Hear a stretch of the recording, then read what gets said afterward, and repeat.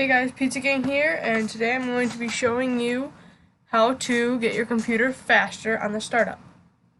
First, you're going to go to the search bar and type in Startup Apps. Click on it. And while you go in here, you can see all the apps that are working at your startup. You can turn them off. Another way to do this is you can right click on the Start, Task Manager, Startup, and then you can see all the other things that are enabled. And to see that, you should hit double click status twice. You can see the things that are enabled and disabled.